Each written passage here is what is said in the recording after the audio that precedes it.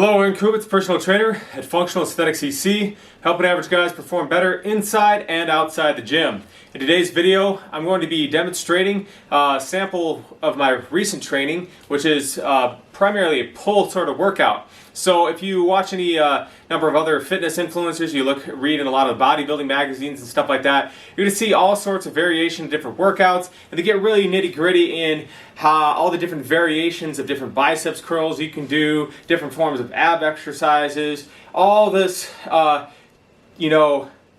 different exercises you can do, and sometimes it becomes a little bit redundant, right? Because as marketing, as awareness of fitness information and stuff has become more and more prevalent, you always have to be trying to outdo yourself, outdo the competition with more and more variety of different kinds of exercises and more information so that people will come and watch you, and so that you can seem like you have a little bit more credibility on what you're talking about. Now, that's not to say that a lot of these people don't have really good stuff, right? But what I'm pointing out, and there is a time and a place when you do want to incorporate novel exercises, novel movements, novel rep schemes, loading schemes, things like that, right? There is a time and a place for that.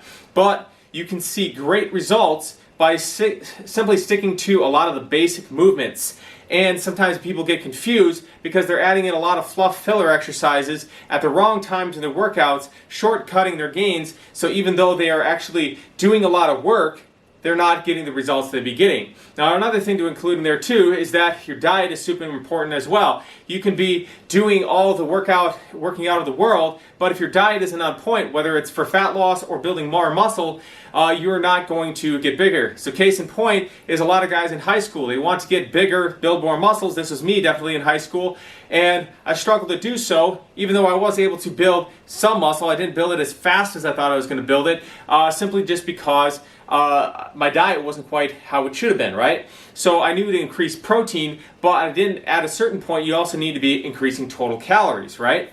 So you can be doing all this stuff, and a lot of guys in high school, they end up gaining a lot of strength, but their muscle mass doesn't increase, and it's because they're usually at maintenance or in a deficit the whole time. Fast forward and you get into your 40s and stuff like that, and a lot of guys have taken some time off, they haven't been exercising, they haven't been working out, and they've been, working on the family, the kids, and that kind of stuff, and they think, oh, my metabolism is slowed down because I'm at 40 years old or whatever, and I'm an older guy, and so now my metabolism is slower. Well, that's not actually the case. Your metabolism doesn't slow down significantly until you get about into your 70s or so, right? That is, if you are still in the gym, working out, training to maintain or even grow your muscle mass. Because as early as 20 years old, you start to lose a percentage of muscle every year if you're not doing something actively to prevent that from happening. And so by the time you get to be 40 years old, I remember I calculated this out at one point, you could be, in essence, burning 500 calories less per day. So it's like you're eating an extra burger or something every day, and on top of what you would normally be eating. So that's why people tend to steadily be gaining this weight. So fast forward, these guys in their 40s, they tend to have more mass, and they're not necessarily doing any different workout than they were in high school, right? But simply because they're not burning off as many calories and stuff, sometimes they're going to gain weight easier, right? And so that can be a thing too. So I'm not talking about the muscle mass thing, because the muscle mass will help you lose the body fat. So I don't want you to get confused and make me think that I'm contradicting myself here by saying, well, you're gaining all this muscle, or you're losing all this muscle, so that's why you're building gaining more fat, but that's also the reason why you're going to build muscle more easily. So I went on a little bit of a rabbit trail there, rant sort of thing, but basically to say that you oftentimes will think, oh, okay, I need to be doing more, I need to be doing something different, when in actuality you also do need to be focusing on the diet as well, okay? So I started off by saying a lot of times people are adding more variety, more reps, more sets, different angles and different positions that you're focusing on hitting the muscle from to stimulate more growth. When if your diet is on a point, you can do all those things and you're not going to gain any muscle. The same thing with the fat loss. You can be doing all the burpees, all the HIIT workouts, all the sprinting, jumping, marathon training, all this kind of stuff, right? And it's not going to make a difference if you're still eating like crap and you're not in that calorie deficit. And in fact, you might end up creating more problems for yourself, getting orthopedic injuries, your ankles, your feet, your low back, all this kind of stuff might start going up because you're carrying extra body weight. And then on top of that, you're pounding the pavement, doing all this excess junk reps in order to try to burn off the body fat rather than using the workout to help you gain tangible improvements in certain performance metrics, right? So for example, if you're doing box jumps, it should be progressively to be able to jump as high as you can onto the box, right? Because it's a power exercise. You shouldn't be like jump up, jump down, jump up, down, and making it into like an aerobic conditioning exercise, right?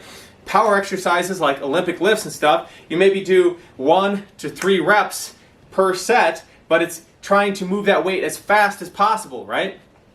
By the same token, if you're trying to build more muscle mass, maybe you're going to actually need more carbohydrates in the tank because you need that more volume, right? And you're doing more reps and more sets and stuff, and so you're going to need more energy to push through it. So you got to know what you're trying to do, and you have to have that complement from the diet and your workout program working together.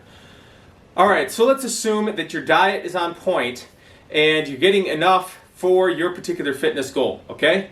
Well, if that's the case, then the best exercises you could do would be to build your workouts around a base of compound movements. Compound movements meaning that you are working multiple different muscle groups all at the same time. So things like your deadlift. The deadlift is going to work most of the muscle groups in the body, right? You're doing your squat. Your squat is going to also work all the muscles in your legs. You're also going to have to stabilize yourself with your torso, and your upper back and stuff has to stay tight. You have to gain the coordination, the breathing to coordinate the breathing up and down and stuff like that when you're doing it as well. So when you're doing a bench press, when you're doing an overhead press, if you're doing a standing overhead press too, you have to get stability through the glutes, the core, everything like that, because in real life, most of the time you're not going to be sitting down doing something. Now, if you're working underneath a car, I have a lot of respect for a lot of these mechanics and stuff, is when you're under there trying to crank something like that. Now, if you have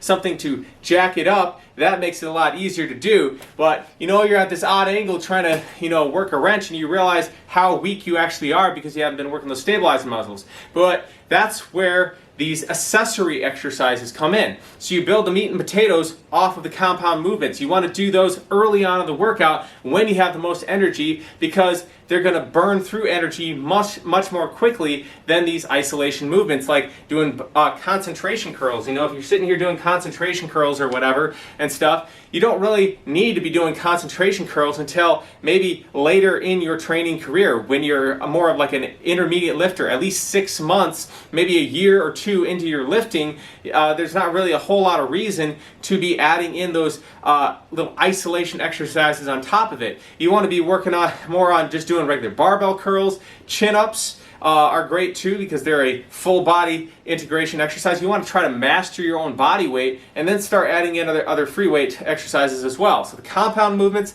body weight movements, and then heavy multi-joint movements. So you're like doing barbell rows, you're doing biceps curls, overhead presses, things like that are going to give you the best bang for your buck. So all that to say that in this workout here, I'm going to be keeping it very simple. I only have 2 exercises in the whole workout, and you're going back and forth between them, and the exercises are structured in a way so that you have the curling coupled with a pulling movement of itself, such as the deadlift, right? So you could also do, for example, you're doing the deadlift, and in this workout I'm doing curls, right? And then drop set curls and stuff too, which I'll get into a little bit later on why I was doing that, right?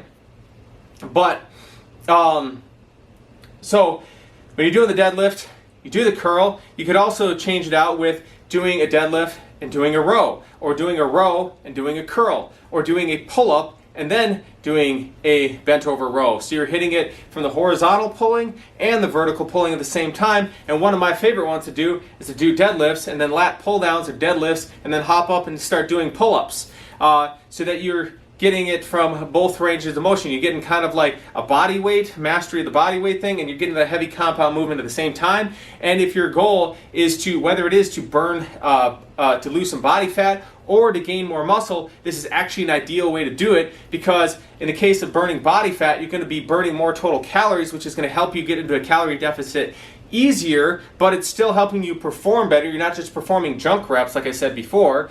And if you are trying to build more muscle, it's going to create a more a optimal hormonal environment, increased testosterone, human growth hormone, and stuff like that from doing these kinds of movements.